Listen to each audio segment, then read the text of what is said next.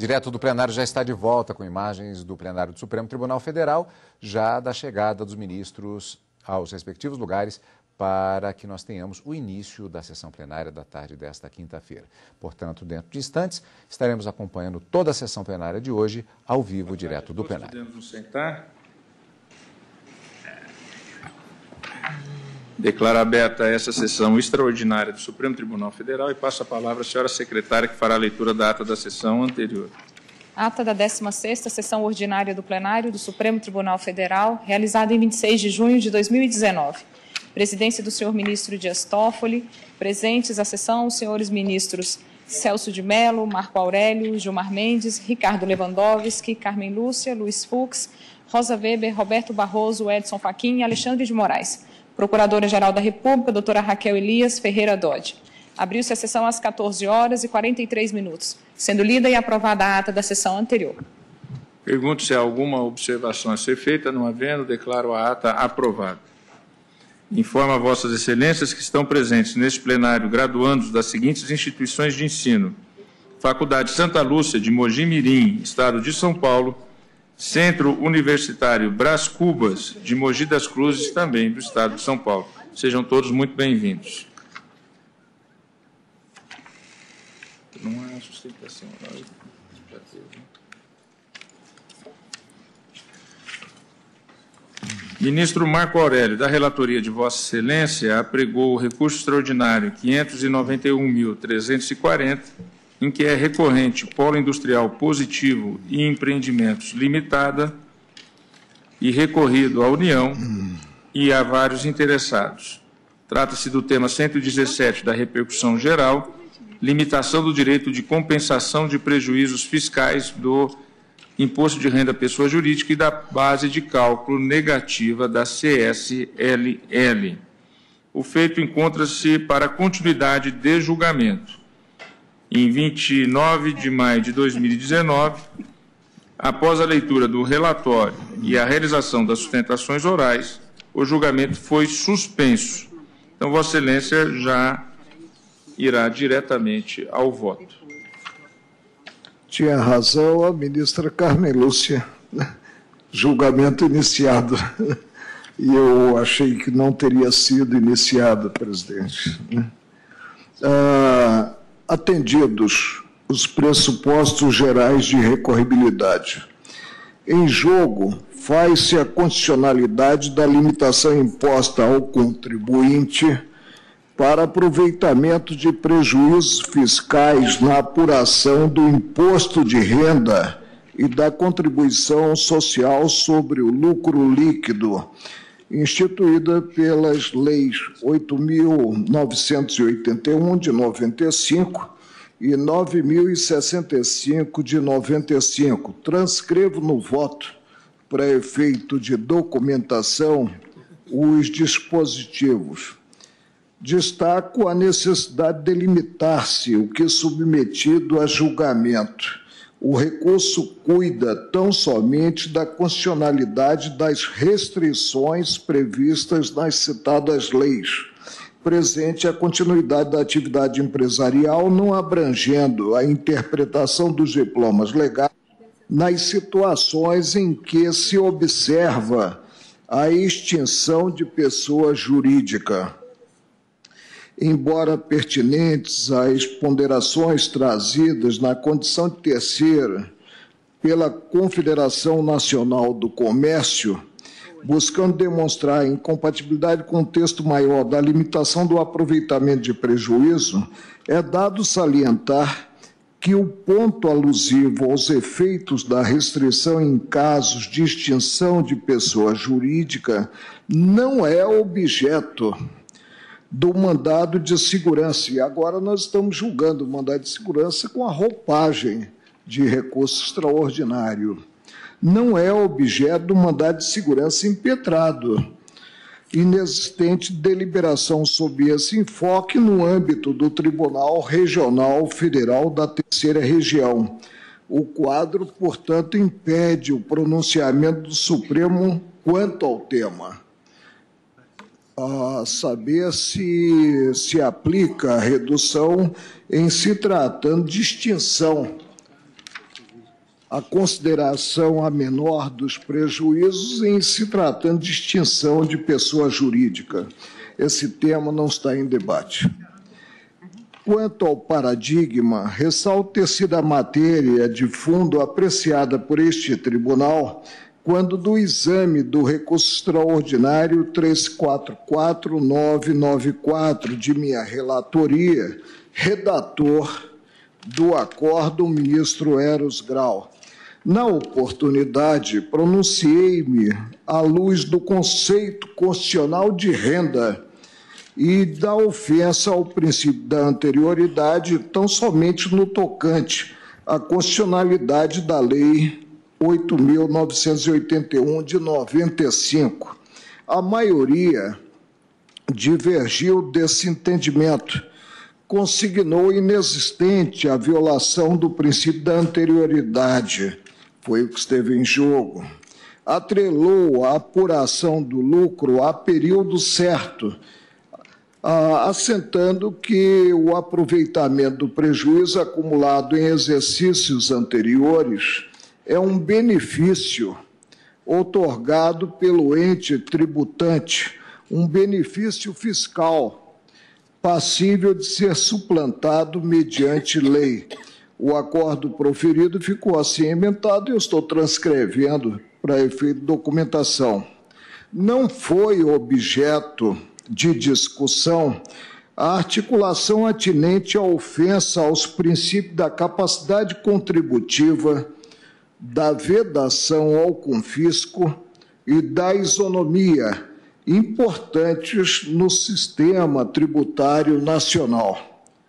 Não se pronunciou o Supremo no precedente acerca da limitação no que considerada a contribuição social sobre o lucro líquido. A ausência de solução da controvérsia quanto aos citados pontos justificou a sequência deste extraordinário, possibilitando ao tribunal examinar o tema com causas de pedir próprias, não discutidas no recurso extraordinário 344994, e agora sob o ângulo da repercussão geral, que não ocorreu com o recurso extraordinário anterior, à luz dos artigos 145, parágrafo 1º, 150, inciso 4, 153, inciso 3, e 195, inciso 1, a linha C da Constituição Federal. Em relação ao precedente, fui voto, como já sinalizei, vencido, mas não convencido. Rememoro o que assentei na ocasião.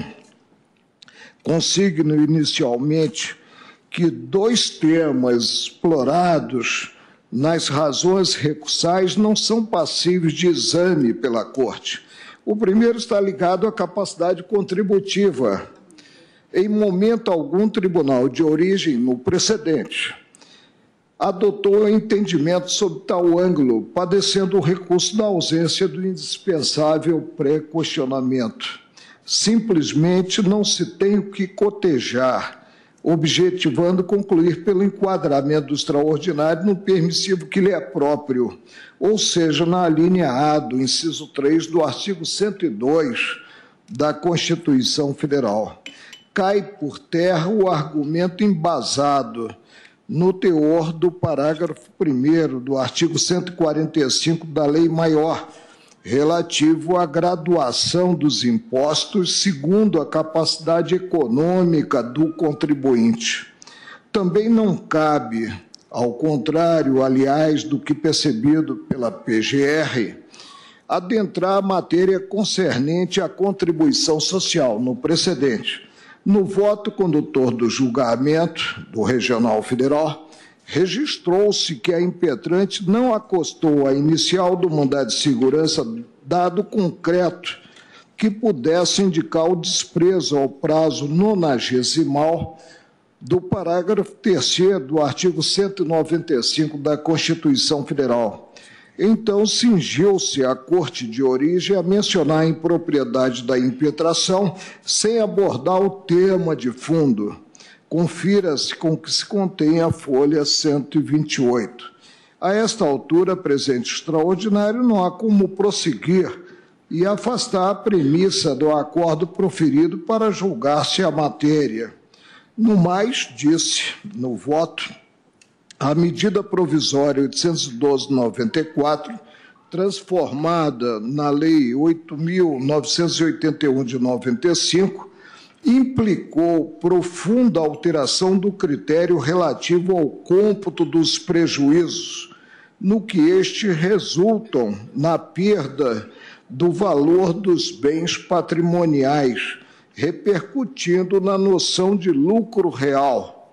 Ante a passagem do tempo, a dinâmica da vida do contribuinte.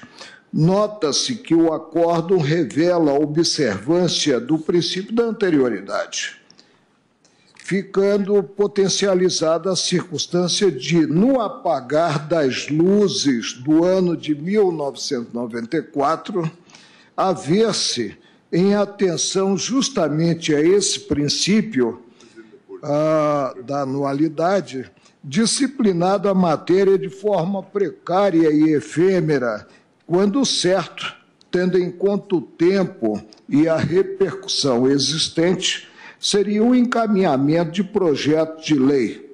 O passo mostrou-se demasiadamente largo, desaguando em procedimento que longe fica de atender o objetivo maior da publicação dos atos normativos, que outro não é senão evitar surpresa.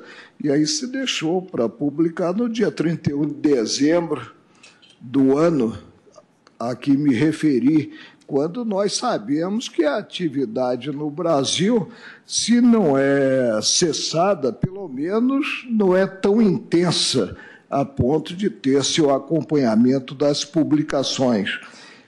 E continuei, que outro não é senão evitar surpresa, tendo os cidadãos, ao menos sob o ângulo ficto, já que não há costumeiramente a leitura do Diário Oficial, conhecimento da normatividade em vigor.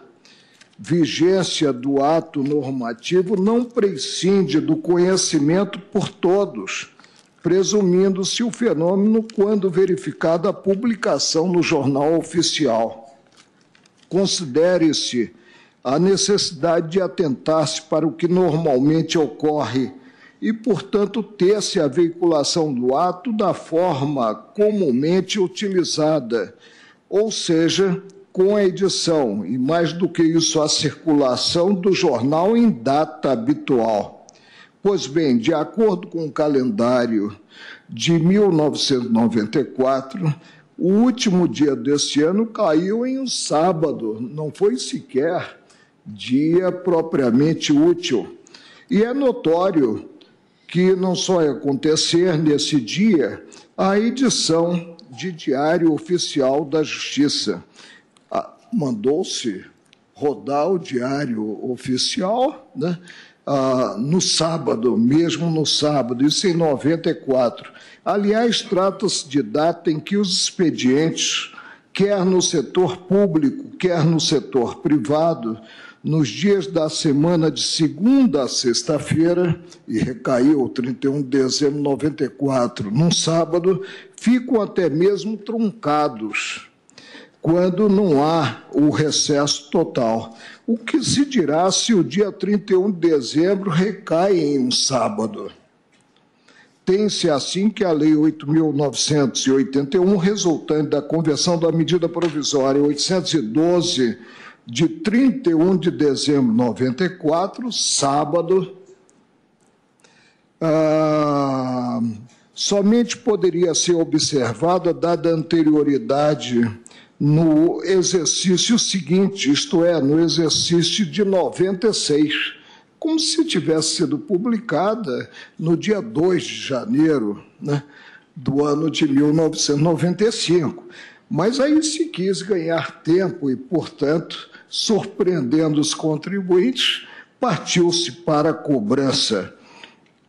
a publicação da medida provisória no sábado, 31 de dezembro de 94, pouco importando que nesse dia o diário tenha, sob o ângulo simplesmente formal, circulado, o que não é comum, né? Gerou conclusão sobre a vinda à baila da nova disciplina da consideração dos prejuízos na segunda-feira, 2 de janeiro, como eu disse, de 1995, mostrando-se insuficiente a verdadeira artimanha. É bom que se diga, e constou, e ficou nos anais do Supremo, a verdadeira artimanha utilizada, o drible, e hoje o Brasil joga, presidente, que jogue bem. O drible que se pretendeu dar à garantia constitucional dos contribuintes, que é a anterioridade.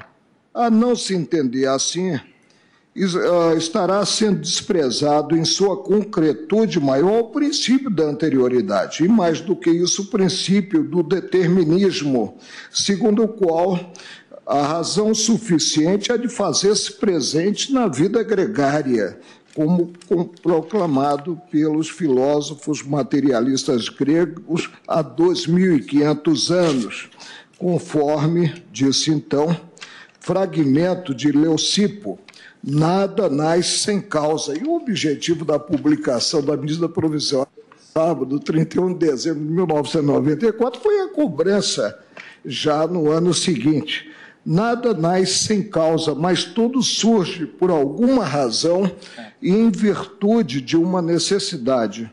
No mais, é de levar-se em conta a norma do artigo 42 da Lei 8.981 de 95.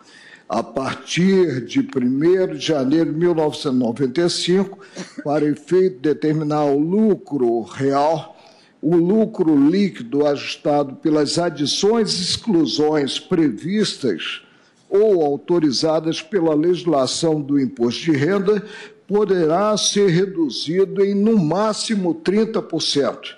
É como se não tivesse havido prejuízo maior do que os 30%. E se chegaria, no campo da ficção, a um lucro líquido que não seria verdadeiramente lucro líquido. Parágrafo único. A parcela dos prejuízos fiscais apurados até 31 de dezembro de 1994, não compensada em razão do disposto na cabeça do artigo, utilizou-se aqui o latim, não sei porquê, já que o nosso vernáculo é tão rico, deste artigo poderá ser utilizada nos anos calendários subsequentes. Vê-se, ressaltei como relator do recurso extraordinário julgado, que o teor do citado artigo consagra o recolhimento do imposto de renda sem que, ante a dinâmica da vida da pessoa jurídica, haja lucro real. Seguramente, a mitigação do Instituto viabilizador da redução do lucro líquido dos prejuízos a compor o nosso cenário jurídico desde 1947, Lei número 154, acaba por incluir verdadeira ficção no dia a dia dos contribuintes, que se mostra contrária até mesmo à nomenclatura reveladora do objeto, da base de incidência do próprio tributo, a renda e os proventos de qualquer natureza. Vale dizer, se no balizamento temporal considerado é encontrada a renda que, em vista dos prejuízos acumulados, é absorvida, não se conta com o indispensável fato gerador do tributo, faltando, por isso mesmo, a base de cálculo.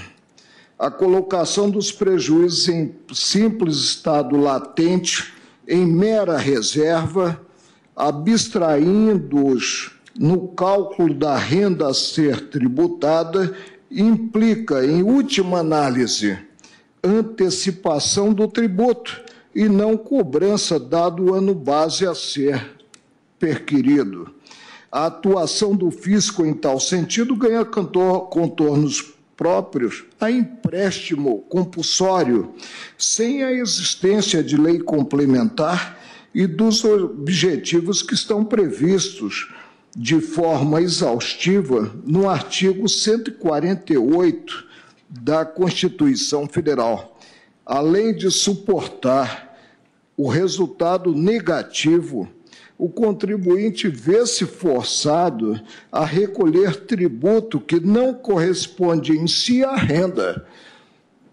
O imposto sobre a renda, conforme proclamado nos extraordinários 172058, 17887, pressupõe acréscimo patrimonial disponível.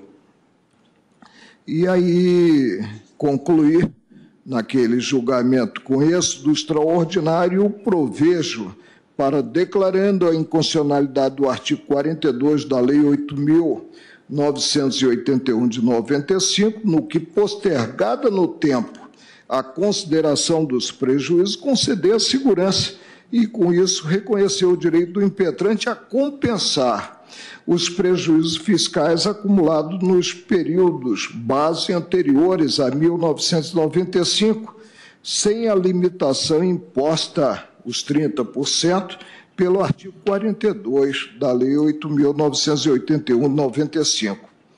As razões consignadas no citado precedente, que consignei, não foi a ótica da sempre ilustrada maioria, acrescento as que passo a expor. Surge impróprio classificar o direito em jogo como se benefício fiscal fosse benesse do Estado. Ao contrário do que declarado pelo Tribunal de Origem, não se está diante de concessão de benesse prevista em lei e suscetível de limitação. Verifica-se, sim, a configuração do próprio processo formador da renda da empresa, do qual a despesa e, consequentemente, eventuais prejuízos são partes integrantes, impossíveis de ser ignoradas.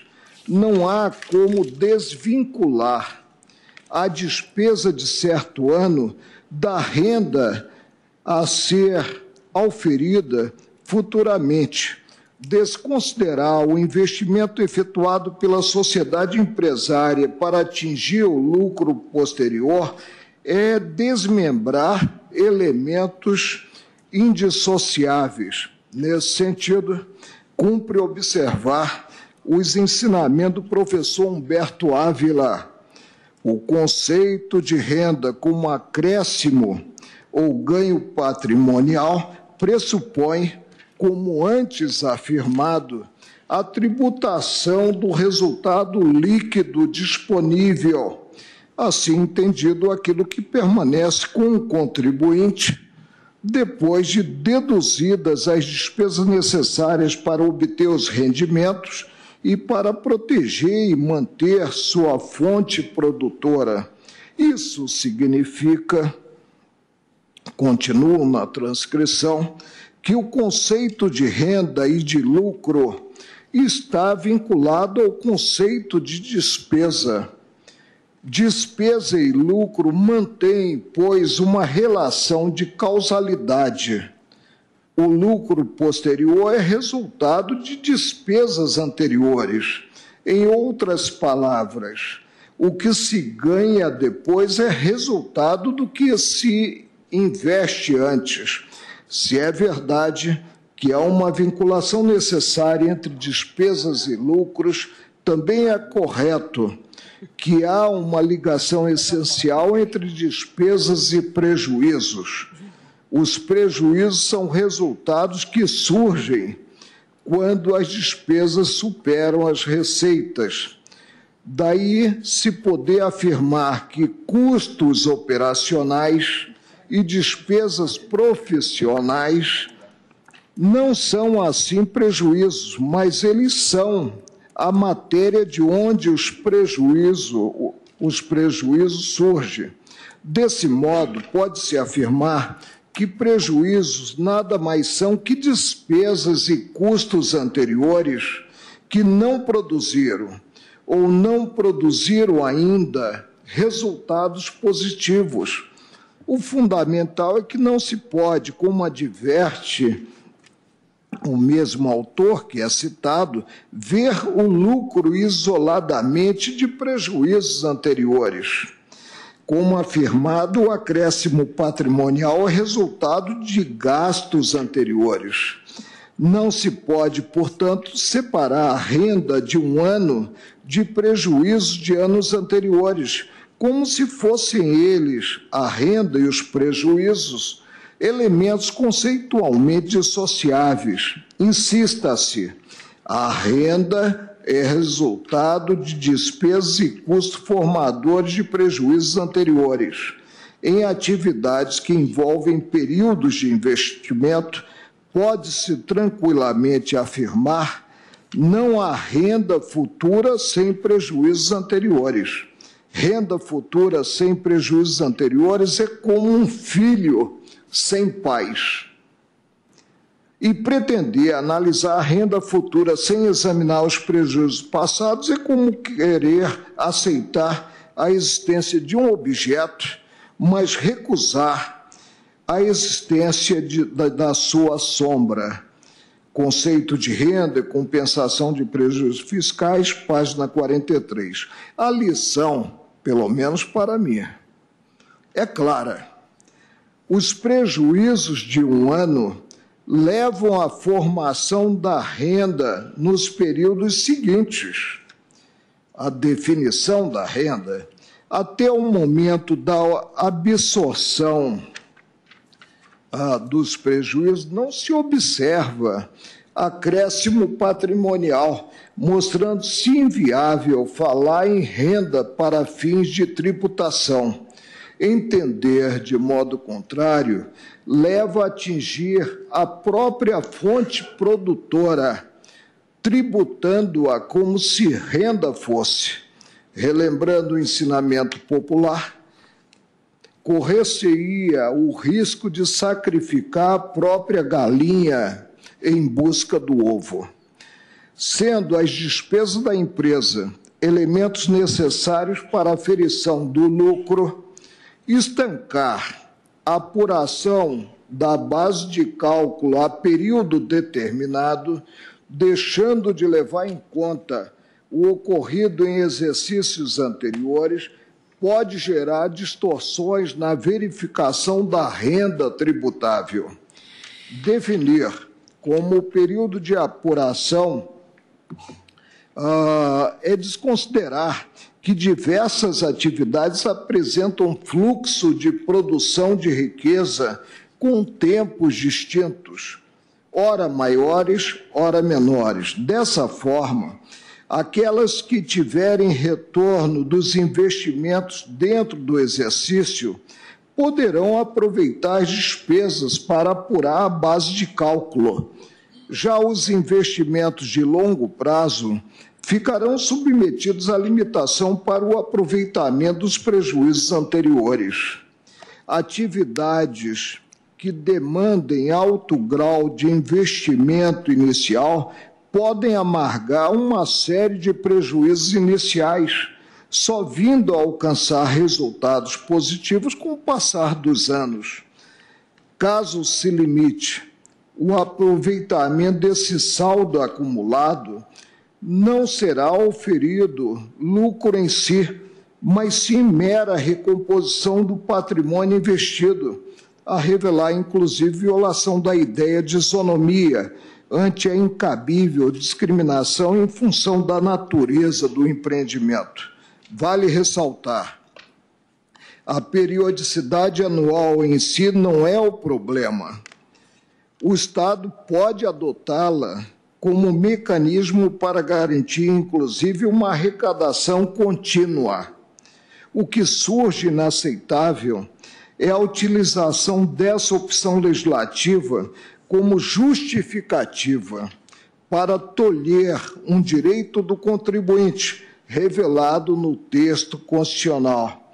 Nesse sentido, afirmou Carrasa, Roque Antônio, no que concerne ao imposto de renda, nem se diga que sua periodicidade anual leva ao abandono da comparação e identificação do conceito aumento patrimonial da empresa desde seu nascedouro. Pelo contrário, pressupõe que a empresa, quando constituída com prazo indeterminado de existência, perpetuar-se-á no tempo. Ora, a eventual proibição de, na quantificação do imposto sobre a renda a pagar, considerar-se seu patrimônio desde a data em que foi fundada, ofende esta ideia de continuidade. Com efeito, se for considerado apenas um incremento patrimonial havido num ou mesmo em alguns exercícios financeiros, há o sério risco de, com a progressiva depauperação de seu capital, vir a caminhar para o encerramento de suas atividades. Afinal, é da mantença de seu patrimônio que depende sua sobrevivência. Impele, para esta linha de raciocínio, a especial proteção que a Carta Magna, especialmente em seus artigos 170 a 178, manda dispensar às empresas, com o intuito de preservar a fonte produtora e distribuidora de riqueza para a sociedade. Tal limitação é inconstitucional, porque acarreta a tributação de valores que não tipificam acréscimos patrimoniais experimentados num dado período de tempo, base de cálculo tanto do imposto de renda como da contribuição social sobre o lucro líquido. Para apurar tais acréscimos de modo adequado, é preciso, ao contrário do que determina os artigos em foco, que a empresa tenha assegurado o direito de abater dos rendimentos obtidos no exercício financeiro todas as despesas, aí incluídos os prejuízos fiscais sofridos nos exercícios anteriores, com a restrição a 30% na consideração dos prejuízos. A legislação está, em última análise, mandando encartar na base de cálculo do imposto de renda e da contribuição social sobre o lucro líquido, elemento a ela estranho, ou seja, parte do patrimônio da empresa. Com isso, diz Carrasa, distorce a regra matriz constitucional destas exações, tornando-as híbridas, já que permite alcance não apenas a renda, mas o patrimônio, o próprio patrimônio da empresa, o que é absolutamente inaceitável ao lume do nosso direito positivo. Em suma, encerra Carrasa, pensamos que a própria Constituição e não a eventual boa vontade do legislador ordinário no bom sentido, que confere à empresa o direito de só ser tributada pelo lucro, e este se identifica pelas mutações patrimoniais positivas, circunstância que exige a plena dedutibilidade dos prejuízos fiscais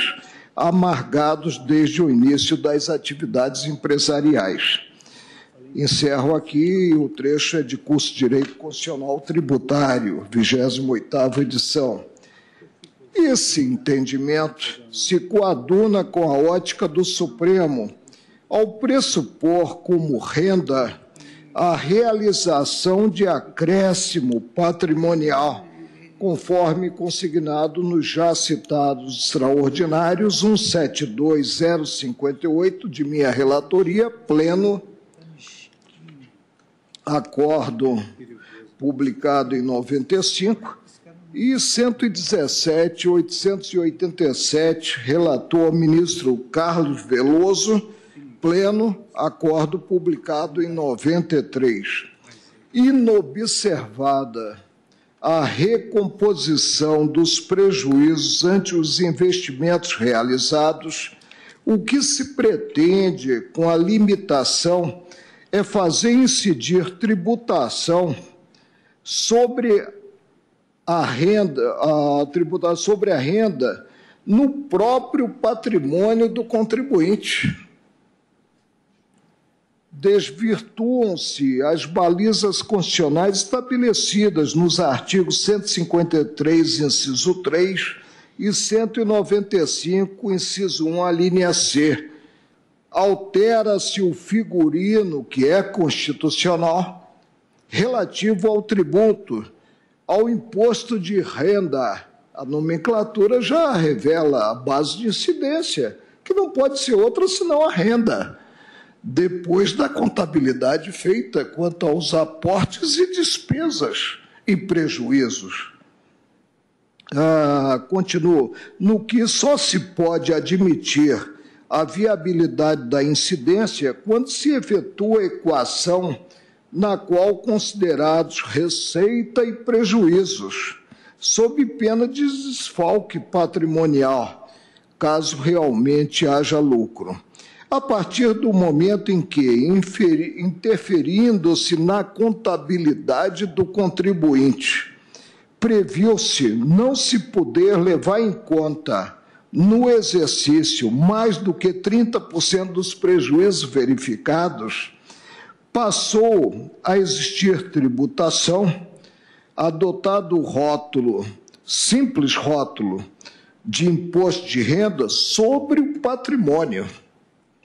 Com isso, deturpam-se os tributos, os quais têm sede constitucional, a revelar a base de incidência, ferindo de morte a baliza maior, compelindo o contribuinte a adimplir obrigação tributária sem a existência real de lucro, de fato gerador. Tenham sempre presente a proclamação de Pontes de Miranda. Onde não há renda, não é concebível imposto de renda. Tratado de Direito Privado, editora Revista dos Tribunais, 1984. E é por tributar como renda grandezas que não são, que a limitação na compensação imposta pela legislação em análise implica também violação do princípio da capacidade contributiva, estampado no artigo 145, parágrafo 1º da Constituição Federal. A medida implementada pelas leis 8.981 de 95 e 9.065 de 95 acarreta incidência sobre resultados que não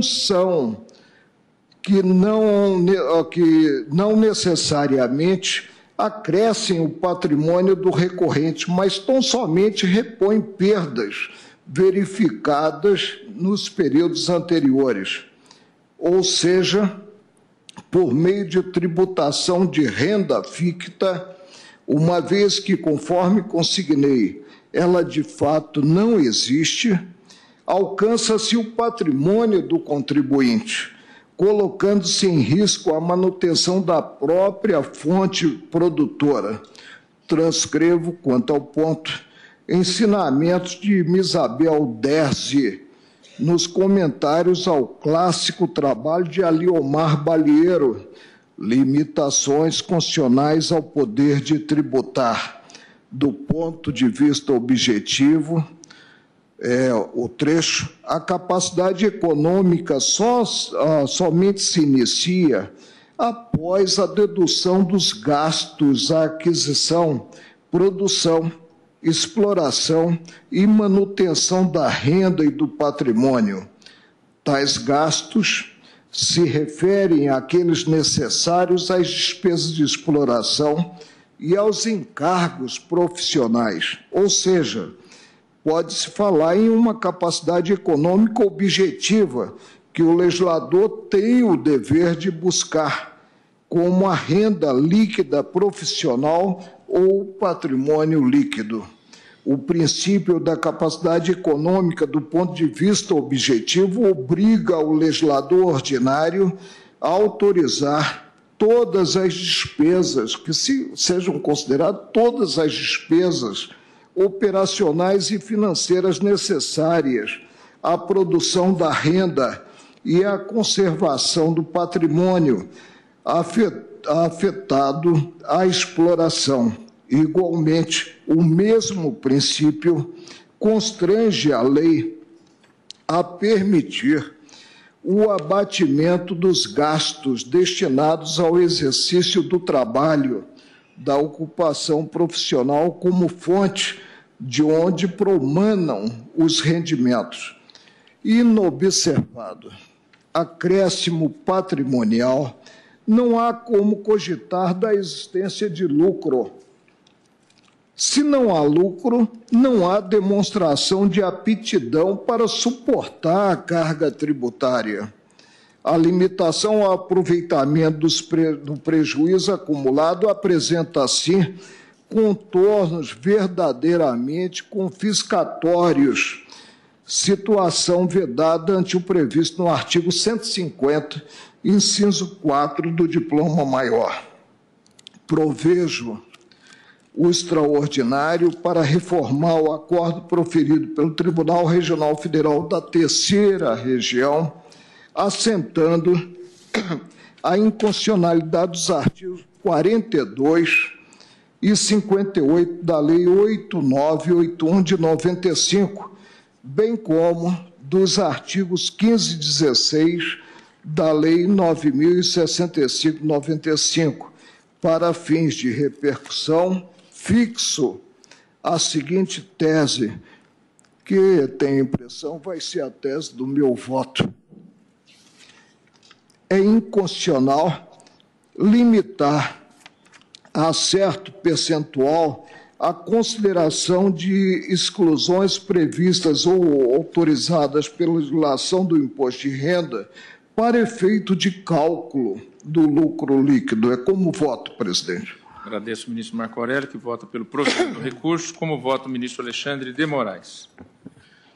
Boa tarde, presidente, ministra Rosa, ministro, doutora Raquel. Presidente, aqui, em rápido resumo do que foi dito pelo eminente ministro relator, a questão que se trata é da trava de 30% da questão do sistema de compensação de prejuízos fiscais estabelecido pela Lei 8.981, seus artigos 42 e 58, a partir da conversão da medida provisória 812. Porém, a discussão, e por isso, apesar de sintético, vou me alongar um pouquinho mais, a discussão se dá em face da análise, como bem colocou o eminente ministro Marco Aurélio, ao submeter a repercussão geral ao plenário, se dá sobre a análise dos princípios constitucionais fundamentais do sistema tributário nacional. Por que digo isso? Porque o próprio eminente relator, primeiramente, havia negado o seguimento ao recurso extraordinário, apontando que essa matéria, a matéria recursal, em relação aos 30%, a limitação de 30% da dedutibilidade integral de prejuízos, da dedutibilidade dos prejuízos fiscais no imposto de renda, já havia sido declarada constitucional no RE 344994, inclusive de relatoria do eminente ministro Marco Aurélio, o redator para o acórdão, o ministro Eros Grau. Depois, ao apreciar agravo, o ministro Marco Aurélio disse que aquela época, em 2009, não havia sido feita análise dos princípios fundamentais do sistema tributário nacional, consequentemente, haveria repercussão geral, o que foi reconhecido pelo plenário.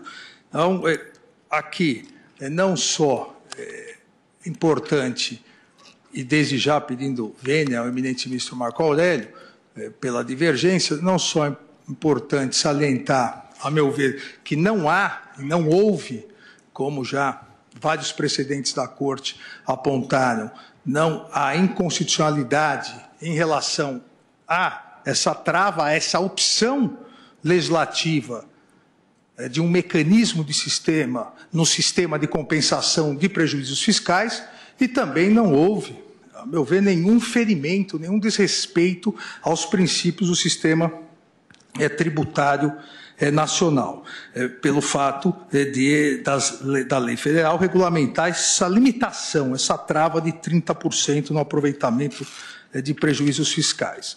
Em relação aos princípios constitucionais, há inúmeros precedentes, seja do plenário, seja das turmas do Supremo Tribunal Federal, que atestaram a constitucionalidade dos artigos 42 e 58 da Lei 8.981, tanto analisando relação ao princípio da anterioridade, da irretroatividade, a questão do direito adquirido, a questão de, eventualmente, existir aqui um efeito confiscatório, a eventual alegação, e há vários precedentes afastando isso, a questão de ter se disfarçado um empréstimo compulsório, e todas essas questões foram analisadas, a meu ver, e concordo com a análise que foi feita, afastando essas alegações, seja o princípio da anterioridade, retroatividade, anterioridade mitigada. Cito a título aqui de exemplo, o primeiro desses precedentes, em 2000, o RE 250-521, de relatoria do ministro Moreira Alves. Depois, o RE 344-994, já por mim referido, redator para o acordo, o ministro Eros Grau, que entendeu, onde o plenário entendeu constitucional, não só a trava, mas constitucional, essa limitação de 30% em face dos princípios constitucionais do sistema tributário nacional. Se verificarmos a ementa, na própria ementa consta a ausência de violação do disposto nos artigos 150, inciso 3º, alíneas A e B, e artigo 5º, inciso 36, porque foi também, à época, alegada ofensa ao direito adquirido.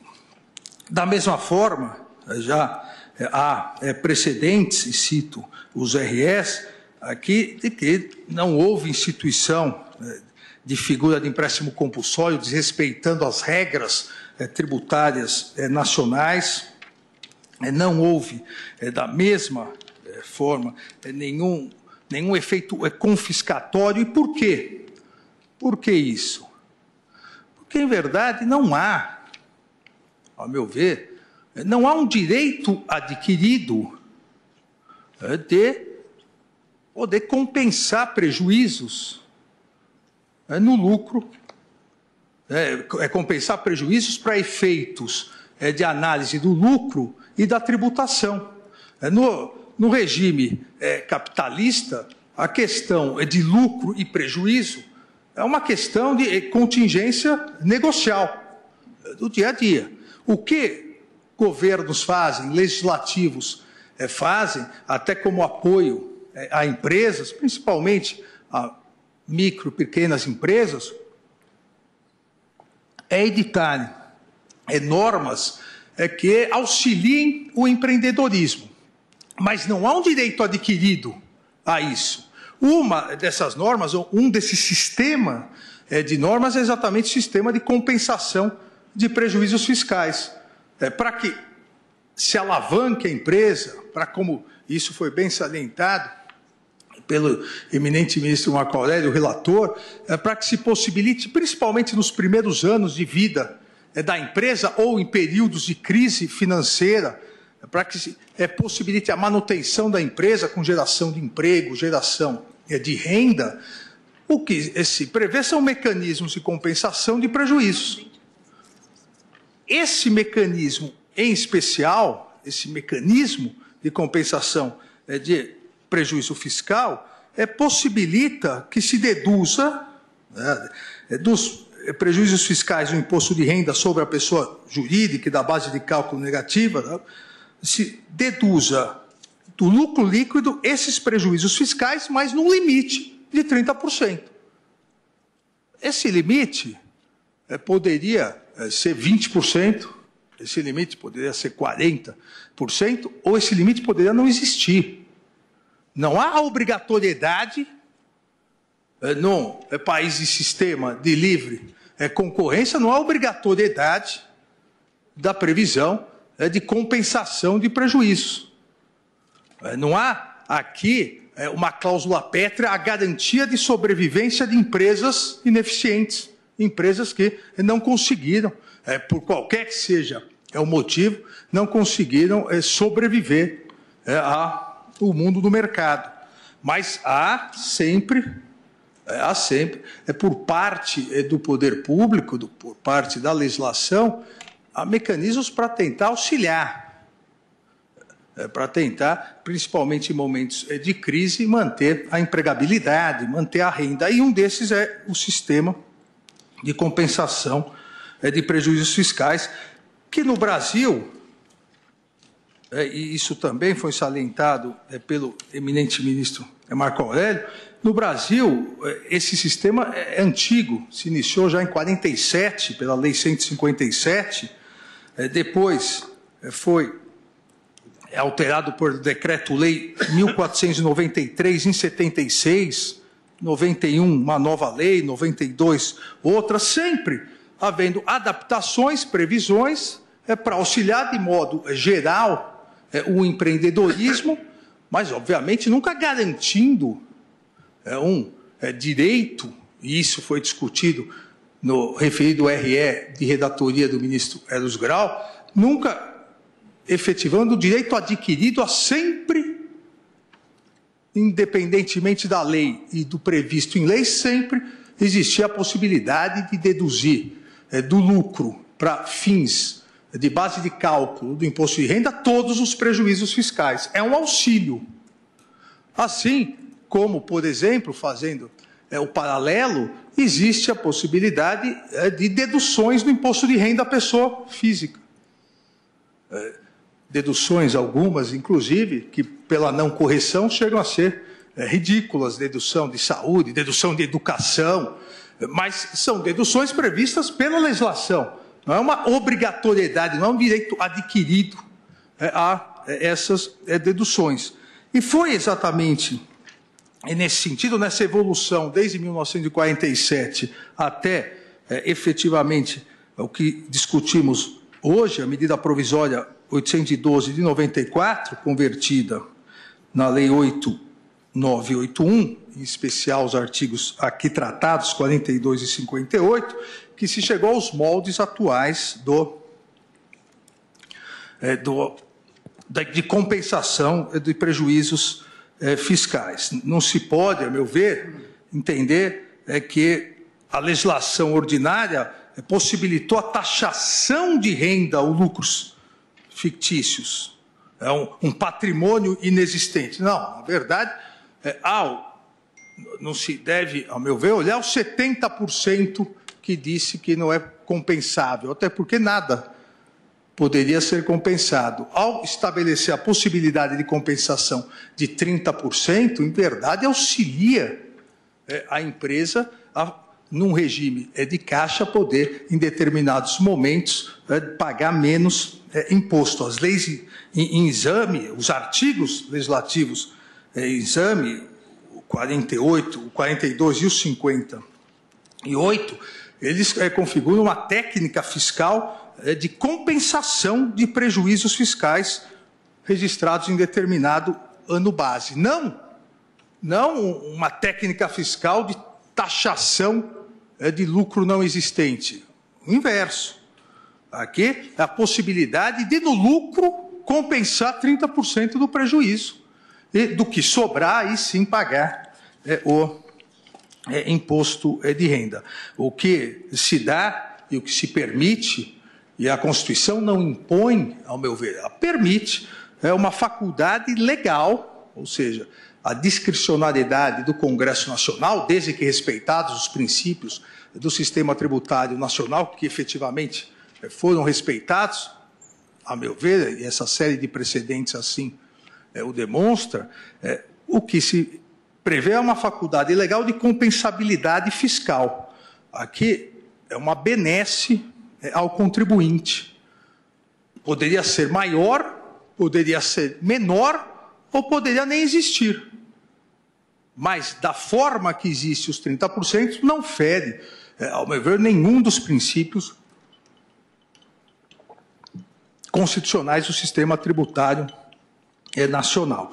E cito aqui ainda outros precedentes do Supremo, inclusive RE 582225, de relatoria do ministro Joaquim Barbosa, todos exatamente nesse sentido. Portanto, senhor presidente, eu rejeito os argumentos no sentido de que essa trava, essa limitação fiscal, acaba desrespeitando a Constituição, acaba desrespeitando e afastando conceitos de renda e lucro, resultados positivos. Pelo contrário, essa trava, ou a existência, pelo menos, de até 30%, o que prevê, o que estipula, é um auxílio ao contribuinte, porque não há, isso foi muito discutido no precedente citado, não há um direito adquirido a deduzir integralmente todos os prejuízos passados do lucro para não se pagar o imposto. Não existe isso. O que existe é no mesmo ano financeiro, você paga pelo que lucrou. Se houve prejuízo, você não paga. Agora, essa benesse, esse sistema de compensação de prejuízos fiscais anteriores, isso é eu diria uma alavanca empresarial, financeira, não muito comum em todos os sistemas capitalistas. Essa forma, sem me alongar muito, presidente, peço vênia ao eminente ministro Marco Aurélio, mas entendo que aqui não há e não houve nenhum desrespeito, nenhuma inobservância aos princípios constitucionais do sistema tributário.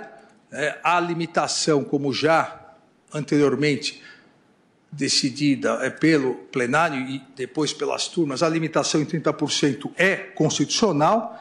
Nego provimento ao recurso, propondo a seguinte tese: é constitucional a limitação do direito de compensação de prejuízos fiscais do IRPJ e da base de cálculo negativa da CSLL nos termos da lei, em 30% nos termos da lei. É o voto, presidente. Passa a palavra agora a Sua Excelência o ministro Luiz Edson Fachin. Senhor ministro Luiz Fux, que presida essa sessão, eminentes pares, eminente ministro relator, ministro Marco Aurélio, que vem de proferir o voto acolhendo o recurso extraordinário 591340 e votando pelo provimento.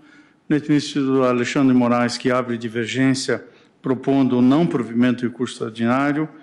Eminentes pares, saúdo as sustentações orais, senhor presidente, que foram aportadas ao desate jurídico dessa matéria e me permito sintetizar a declaração de voto que irei juntar aos autos. Eis que as duas teses estão nitidamente formuladas e em sentido evidentemente opostos.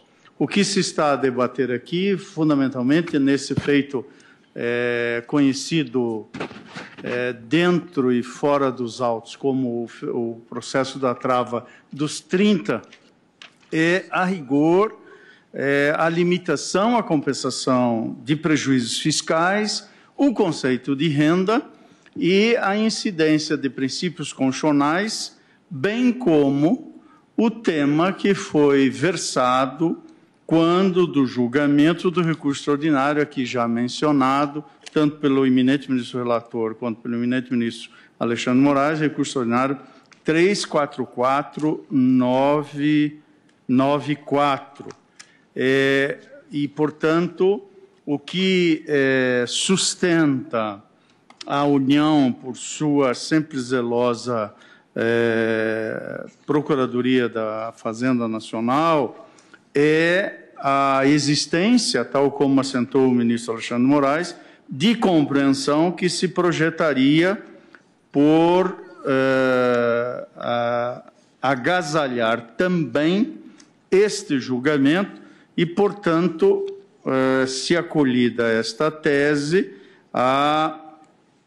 haveria aplicação desse julgamento anterior para o presente caso.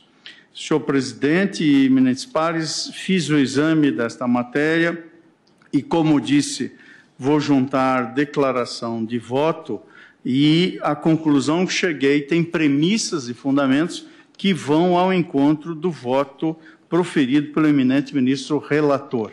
Peço vênia a divergência do exame que fiz, não deduzi sustentar-se a tese aqui trazida à colação pela União nesse recurso extraordinário e, portanto, não subscrevo o entendimento segundo o qual o julgamento no recurso ordinário 344-994 se projetaria em termos de aplicação para este julgado.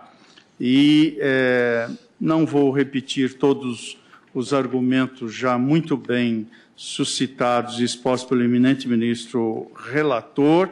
Entendo também que é inconstitucional esta limitação percentual interperiódica à compensação de prejuízos fiscais, especialmente na hipótese de extinção da pessoa jurídica, que é a tese subsidiária sustentada, mas o eminente ministro relator está acolhendo a tese principal e eu estou acompanhando integralmente as premissas, os fundamentos e a conclusão de Sua Excelência. Portanto, muito sucintamente, voto por acompanhar Sua Excelência, o eminente ministro relator, pedindo vênia à divergência que aqui foi suscitada e irei juntar a respectiva declaração de voto, senhor presidente, também opinando neste julgamento e votando pelo provimento do respectivo recurso extraordinário, por também compreender que esta limitação interperiódica à compensação de prejuízos é incompatível com o conceito constitucional de renda e também afronta os princípios constitucionais da capacidade contributiva e vedação de confisco. Acompanho, portanto, o eminente ministro Marco Aurélio. Antes de tomar o voto agora da ministra Rosa Weber, eu só queria esclarecer, depois de ouvir o relator, que não está em jogo a compensação de prejuízos fiscais de empresa extinta. Porque isso foi aduzido. De fato, não foi submetido ao contraditório. Isso tem uma capacidade. Eu fiz referência a uma tese subsidiária e não um debate presente. Essa tese não está em jogo, porque aí fica mais fácil de entender que não vai poder compensar prejuízo de uma pessoa que já se extinguiu. Então, ela tem que compensar tudo de uma vez só. Se tivesse que enfrentar esse tema com maior razão, eu determinaria a consideração dos prejuízos. Então, ministro Luiz Roberto Barroso, Vossa Excelência tem a palavra para o voto. Eu até preferia ouvir o voto da ministra Rosa primeiro, mas não é a ordem ritual. Presidente, a hipótese é relativamente simples de enunciar. O legislador previu a limitação em 30% da compensação dos prejuízos do imposto de renda à pessoa jurídica e da base de cálculo negativa da contribuição social sobre lucro líquido. Portanto, é basicamente uma limitação imposta por lei à possibilidade de compensação em caso de prejuízo. Eu devo dizer, presidente, que acho que há matérias em que o Supremo pode e deve ser proativo e acho que há matérias em que ele pode e deve ser autocontido. Como tenho dito de outras vezes, acho que o Supremo deve ser proativo na preservação das regras do jogo democrático e na garantia dos direitos fundamentais.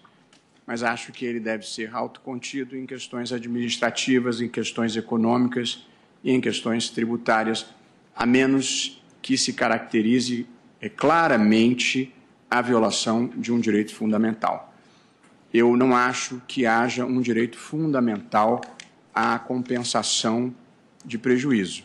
Posso até achar que é bom, posso achar que o legislador deve regular, mas não acho que se trate de um direito fundamental.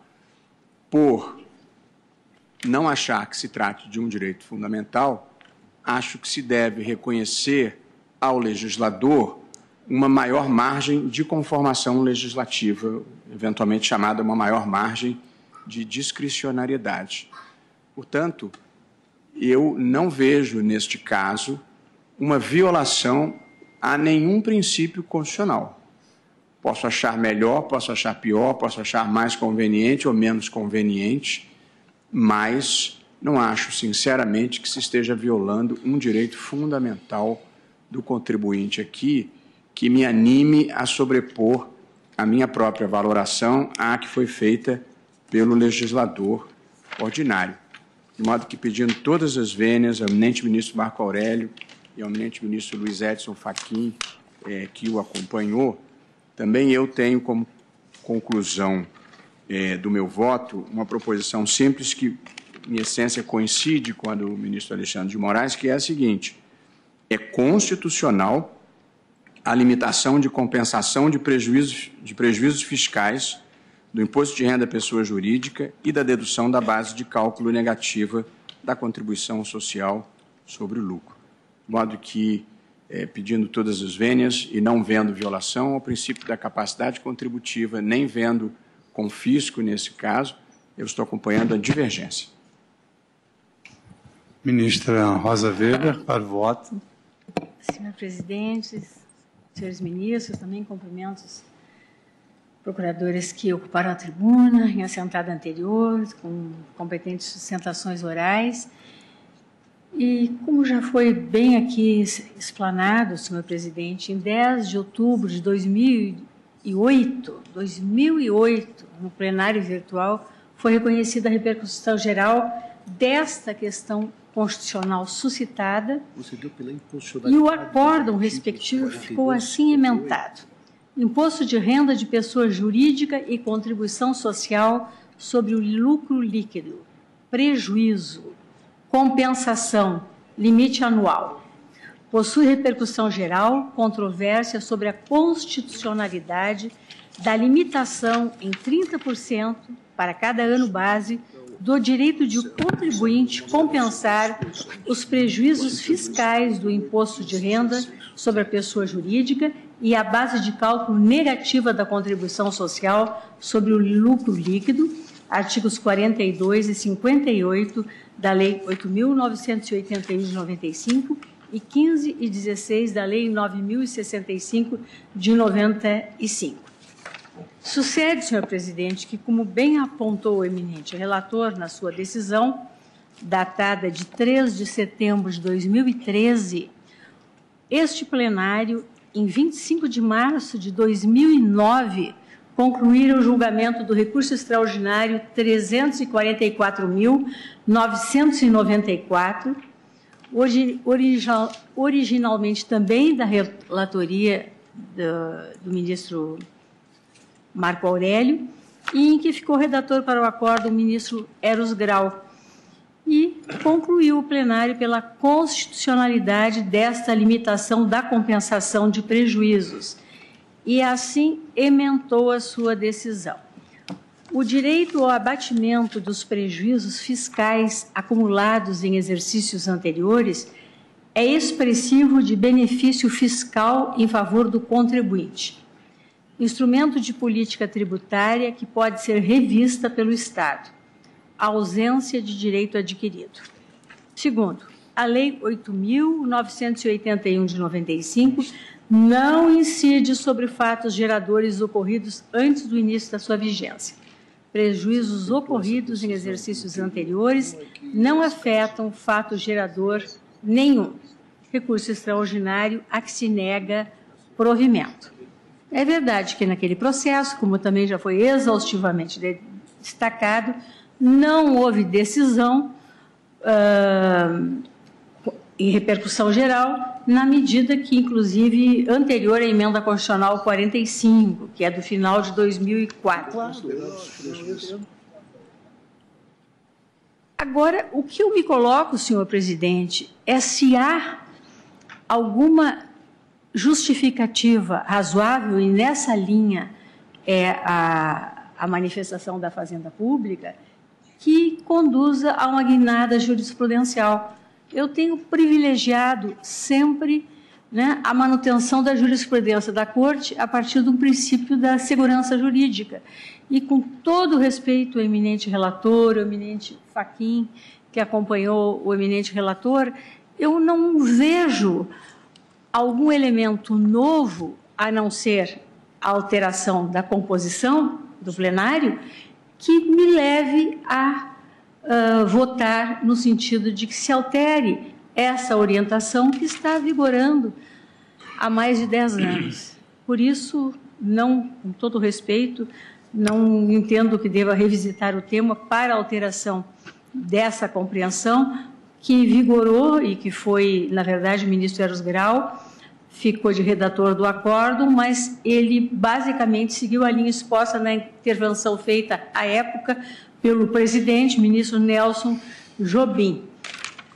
A incidência do imposto de renda e da contribuição social sobre o lucro das pessoas jurídicas, compreendeu-se, deve se dar sobre os lucros apurados em um determinado período, essencialmente o ano civil, e permitir que a empresa deduza do lucro apurado em um determinado ano prejuízo em que correu em anos anteriores, seria um favor fiscal passível de restrição pela lei, na linha agora que foi enfatizada pelo ministro Luiz Roberto.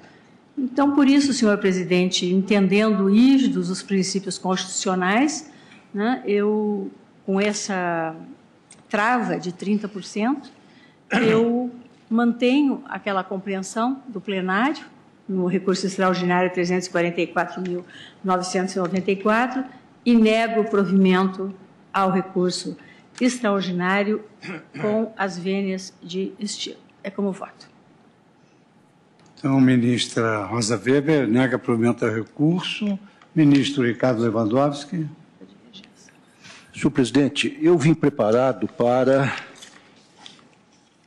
votar no sentido contrário ao que agora veiculou o eminente relator. Mas depois de ouvir atentamente o voto de Sua Excelência, depois de ouvir as ponderações do ministro Edson Fachin, me convenci do contrário.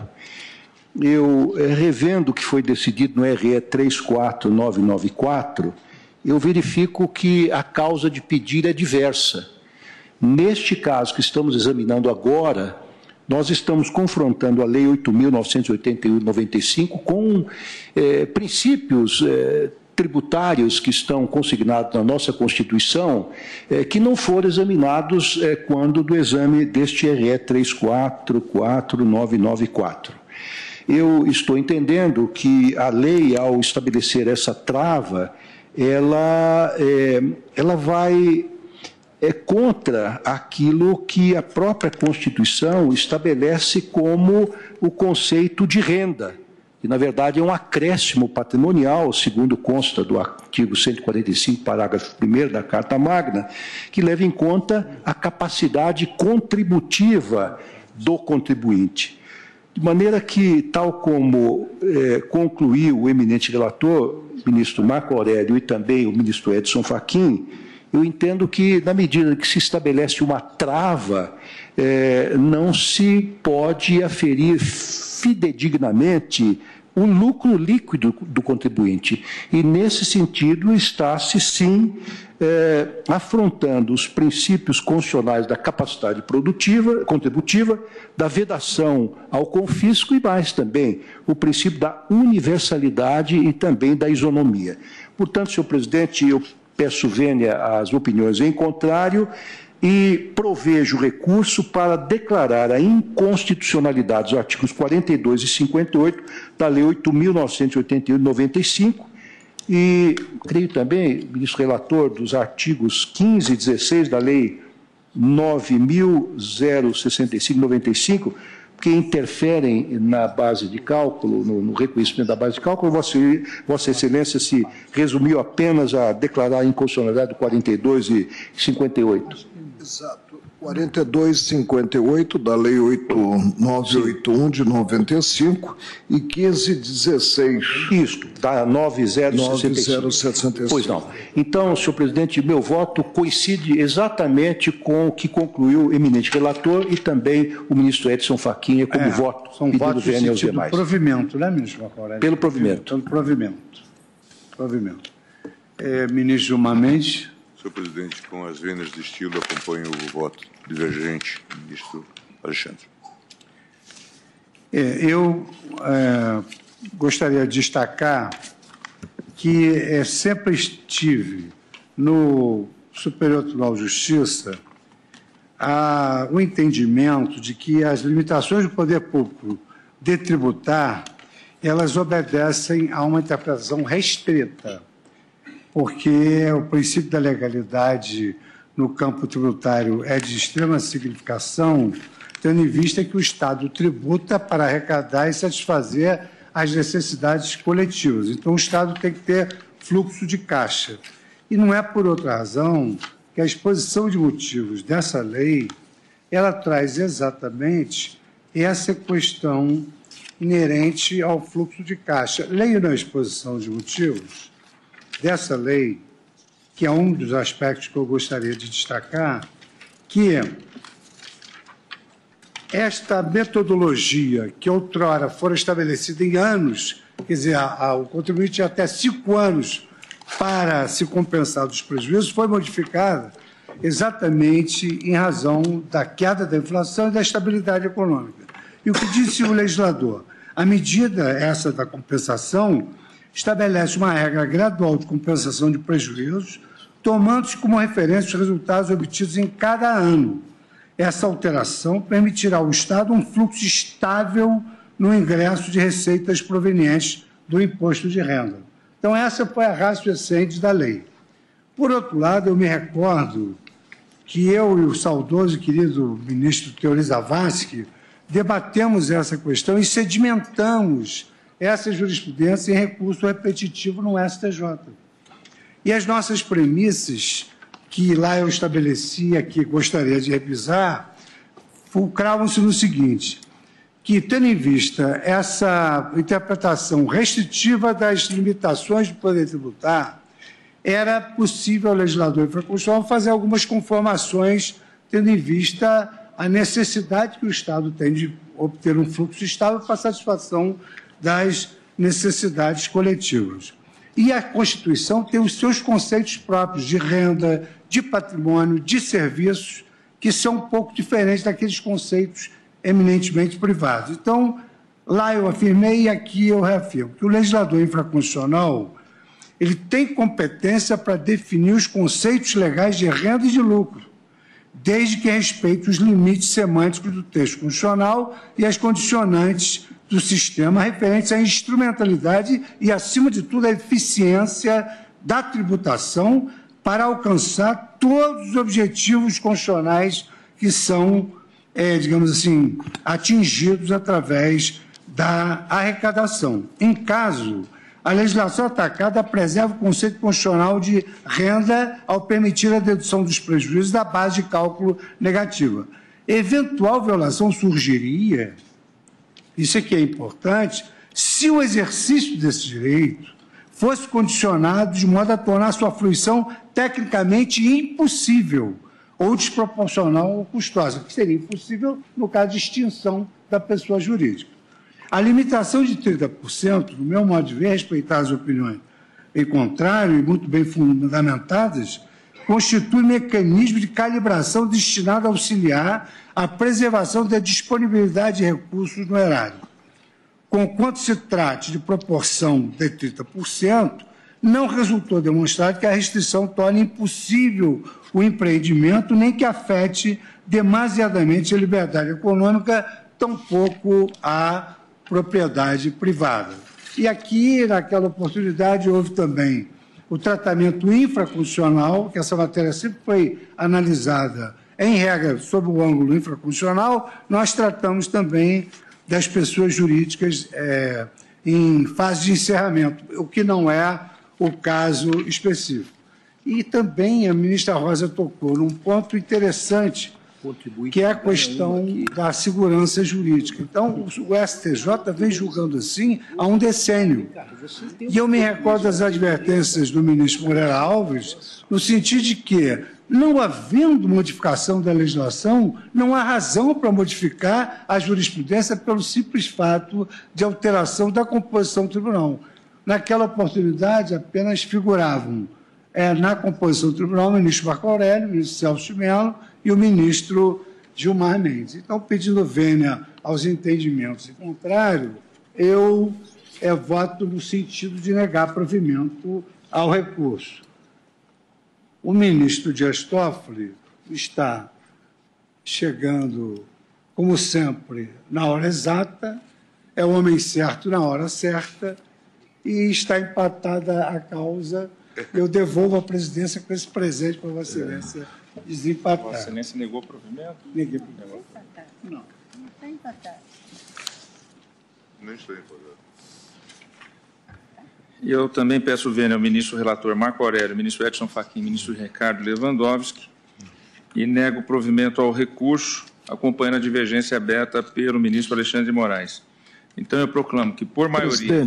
Presidente, me permita, para declarar-se inconstitucionalidade ou constitucionalidade, é preciso observar-se a maioria absoluta. 6 votos. Eu ponderaria a Vossa Excelência a conveniência, até para liquidarmos de vez essa matéria, já que o recurso extraordinário veio a julgamento sob o ângulo da repercussão geral, o adiamento da conclusão para tomarmos os votos dos ministros. É porque já há 6 votos. Já há 6 votos. 6? Eu estava Quais acompanhando são? a 1, sessão. 2, 3, 4, 5. Alexandre de Moraes. Sim. Luiz Roberto Barroso. Sim. Nega provimento. Rosa Weber nega provimento. Sim. Gilmar Mendes nega provimento. Sim. 4 votos. Luiz Fux, sim, tem 6. Provimento. Eu não computei o voto do ministro. Obrigado a Vossa Excelência pela matemática implementada.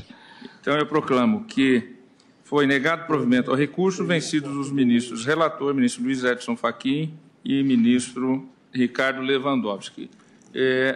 Tem que formular uma tese, mas diante do horário, vamos só ao intervalo.